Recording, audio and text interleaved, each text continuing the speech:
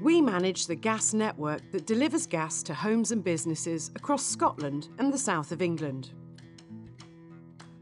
We're upgrading our network in your community by replacing our old metal gas mains with new plastic pipe. One of the ways we try to reduce disruption is by inserting the new plastic pipe inside the old main, which means fewer holes in the ground.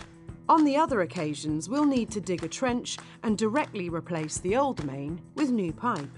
We may need to close lanes, use temporary traffic lights, or suspend parking to make sure the area around our site is safe.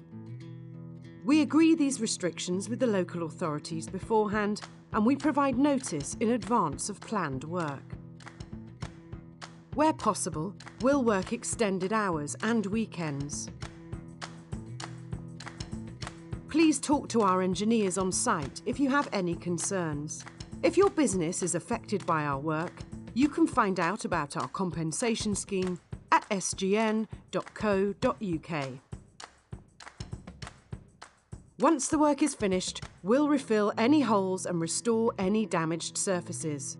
Thanks for your patience while we, with our contractors, ensure your community has a continued safe and reliable gas supply for years to come.